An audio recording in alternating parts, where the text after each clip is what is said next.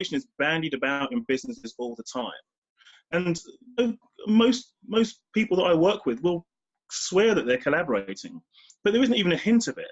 What they're doing is cooperating. So someone says, we need this, and someone goes and does it. Another person says, we need that, and someone goes and does it.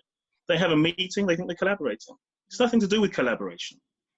Collaboration, for me, happens at the level of understanding. And that is understanding yourself, self-awareness, and understanding the other. And then in doing that, you impact the context that you're operating in. It's something that Paul Baker talks about a lot in his systemic awareness work. And that is the self, the other, and the context. So I've been developing some real ideas around creating environments where people can really understand each other. You know, it's only when we understand each other that we can create something that's more than the sum of our parts. If we don't understand each other, forget it. You can have an Arsenal fan and a Tottenham fan, a BMW driver and an Audi driver doing absolutely unbelievable stuff if they only sit down and talk to each other and try and understand each other. And there are some amazing cases and stories about that sort of thing in every realm of this earth. So my work has all of a sudden had a sprinkle of that in it.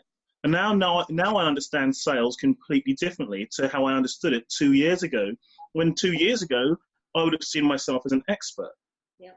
Now I see myself as something completely different. Now I can't put a word to it, but what I can say is that I can facilitate performance at a completely different level by creating with people that if you understand each other, you can get through. So the book I'm writing at the moment is just really based on the idea that if you want to create world-class salespeople, if you want to create consistently exceptional salespeople, there are 3 dimensions to it. You can't just focus on skills like sales training traditionally has. Skills is only a small part of it. In fact, in order to sell consistently, you don't really need that much skill unless you're involved in a complex sale. What you need is the right mindset for the situation. And by the way, I'm not talking about positive thinking. I'm talking about the right mindset for the situation. You need the right skill level. And then you need a level of fearlessness, the ability to know yourself to be big enough to be able to deal with anything that comes your way. And it's on those 3 dimensions, understanding those 3 dimensions through this process in the last couple of years, through the work with BeCollaboration, with Landmark, with a number of different brilliant people within BeCollaboration, with some really great clients, watching how people operate and how they get in their own way, how they create this prison for themselves, this prison of their own making. Remember that discussion, Erkan? How they create this prison and how they shake the bars all the time, but they don't realize that the door's open. They'll just stay in the prison because it's comfortable, it's easier there. They can make excuses, they can avoid responsibility, they can be a victim. And if you can take that away from them by putting the right mindset in them and then teach them the skills, perfect. So I'm getting a different level of resonance around my training. By the way, in the last few years, it's not that important, but my earnings and the demand for my services have just gone through the roof. And I believe that is a function of attraction. It's a function of attraction because I just kind of know now what it is I am. And it's an interesting thing. I don't quite know how to explain this, but someone said to me recently, how do you become a great salesperson? I almost want you to answer, just become a great person. Because it happens at the awareness level. It happens at the level at which you are willing to understand yourself, know thyself. It's written on the Temple of Apollo, is it, or wherever it is? It happens at the level at which you know yourself, and it happens at the level at which you are willing to know somebody else, to get into somebody else's world, and get that this world is not about you.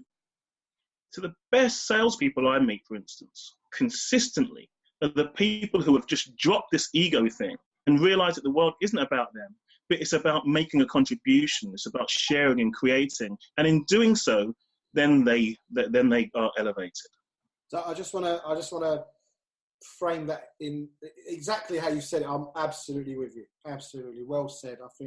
I don't think that's something I would have heard you say 2 years ago, 18 months ago. And one of the things we set for this call was clarity. That was so on the money, and I'm with you. I'd like to just position it like this. When we're operating in fierce scarcity competition, and we're separate and in competition with others or striving to survive, you don't have that level of consciousness, that level of awareness.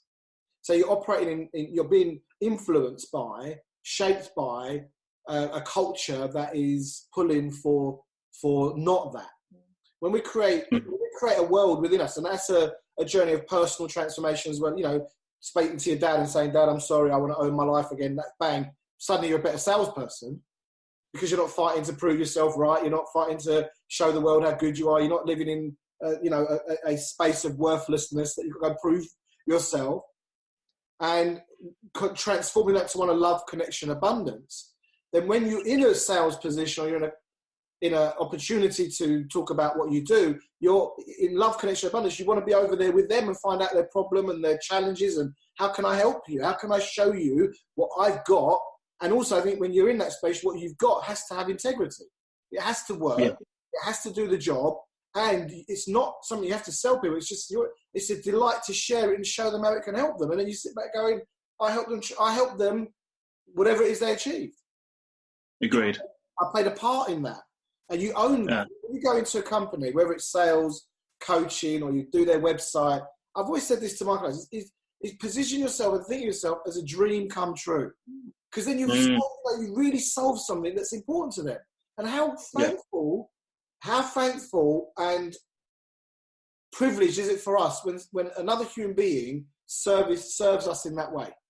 You know, even if it's a great waiter or waitress in a restaurant, and they come and they explain the food and they tell you, and the ingredients, you know, the restaurant has integrity and they're passionate about what they're doing and they get delight in you experiencing what they've got. How could that's, you know, going back to Paul Baker and systemic win, we called it win-win-win in BeCollaboration, but however you look at it, is everyone win? The people in the restaurant win, the owner wins, the people servicing win, and everyone comes out ahead. You know, if it's a competition model, somehow someone's got to lose. Yeah, absolutely. You know, I'm developing a sales process. I know there are hundreds of sales processes out there, and people know things like Spin and Appcom and all sorts of different sales processes. But there is a sales process, I think, that is really powerful. And it's a 5-step process. And the first step is I know I. The second step is I know you. The third step is you know you. The fourth step is you know me. And the last step is we know we. Now, you won't hear a sales process like that anywhere. But you notice it starts with I know I, self-awareness, and finishes with we know we, collaboration. That's no accident. No. That's a simple. I think if people got that. Now, this link that you allude to, which is something that's been on my mind for some time now. This link between knowing where you are is, I think, the golden key. I mean, how do you know? So I say, someone shows me that they have a lack of power in a certain area, and I put that in front of them. They say, "Oh no, that's not a problem. I'm the best salesperson on earth." In fact, I know someone who, with no hint of irony, will tell you that they're the best business development person in the country. I think, I know someone who will actually say that to you. With no hint of irony, they absolutely believe it. And they're obviously not, but that's what they believe. Now, on one level, that works for them. It's partly how they protect themselves. It's partly how the way of being that they've created. And they are, on one level, successful. But they don't really... They can't bring people with them. They don't really add value when they go and do their stuff. They don't share. There's no generosity. There's no ripple effect. You know, just by telling the truth, a simple truth, on one day, you can create a ripple that's going to last 20 years and go 20 generations and way beyond, just by telling the truth one time. So it's about getting people into that level of awareness and getting them to know why they're saying what they're saying and why they do what they do and why they feel what they feel, if emotions are important, but just being aware of who they are. That's where it all starts. If we can do the work somehow to get us into knowing who we are first. You know, I work with a lot of companies on strategy, and you know, I see strategy very simply, but I think it's an area that companies really struggle with. Do you know what I mean? If you can get people to row in the same direction and understand how a strategy works into your business, it has such an amazing impact. And the first thing you have to get with strategy is, who are you? Who are you really? Don't you think, though, that a lot of companies out there at the moment are still suffering from the backlash of like 20 years ago, when sales was a very different animal? You're in an industry that is not particularly well liked, is it? It's like, oh, sales, oh, I can't do sales, oh, I'm not a salesperson. A lot of people have this image of a salesperson is not a nice thing to be. A salesperson would sell double glazing. A salesperson is an estate agent. And 20, maybe 30 years ago, it was salespeople would go into a company and would say whatever they wanted to say to get the deal, because they weren't looking at the relationship. They were looking at the quick win, let me have some money, let me have a commission, done, finish, move on to the next one, because it was always a numbers game. It was a survival. Yeah. Survival, exactly, survival. And now it's slowly, like a tanker, slowly turning around to actually, if you build a relationship with somebody, they might come back and buy some more. And if you actually build a relationship where there is trust, you can then sell them all sorts of things because they trust you to offer them what they need. And there is that trust has been built up. So I wonder, how do you, okay, you're writing a book, which is fantastic, and that's going to, raise your profile to be a specialist in your field, because how many sales trainers can be bothered to even share their specialism and what their knowledge is and get it out there? But how do you change that perception out in the world of what's currently, in your view, not the way to do things? Yeah, it's an interesting question. All right, so this could last about 3 hours, right, this answer? No, here's the thing. We're born to sell. Selling is what we do. It's how we survive. You cannot separate sales from the human being. Go home and speak to your wife, go into your community, go down the pub, go anywhere, you're selling. You don't know it, but you're selling. We're all salespeople. When we do it in our personal lives, when we do it with our loved ones, we do it really elegantly, and because it requires you to get into the other person's world. We show compassion and empathy and love, and we say, if I was going to sell my wife a kettle, it'd be very different to how I sell a complete stranger a kettle, right? But no, it's not. You see, those people who hijack sales 30, 40, 50 years ago, they were never salespeople. They're not salespeople today, and they weren't salespeople then. They just hijacked the term. That's not sales. That's hawking. That's manipulation. That's coercion. That's cheating. Those are liars. All that nonsense in the telephone sales industry about you've got to hit your targets and you've got to close them, and if you can't close 15 meetings per day, then you're no sales. That's nonsense. That's Toy Town. I'm talking about something completely different. I'm talking with and about those companies who want to go in, understand their customers from the depths of who they are, get into their worlds and create something as though they were them. I'm talking about those guys sitting down where their customers are sitting, so exactly where their customers are sitting, not next to them, but exactly where their customers are sitting, so they can see what their customers are seeing and experience what their customers are experiencing. So in effect, they're talking to themselves and giving themselves the solution. I'm talking about a completely different realm of sales and actually talking about your stupid products. And by the way, people don't give a fig about your products. That's not what they're buying.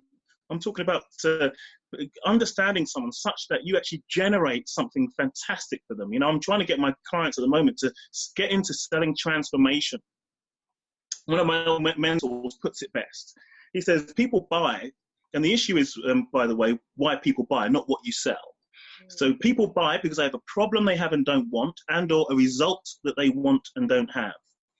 And what we do as salespeople is we take our customers on a journey from the problem they have and don't want to the result that they want and don't have, so that we can achieve for them and help them to achieve transformation.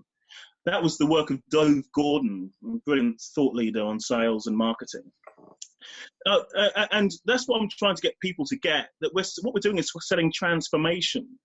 We're trying to, I want people to get that if you focus away from your product, away from your service, and on what you can achieve for the other person, you can help them succeed help them gain leverage. That's where all the joy is. All the juice in sales is in understanding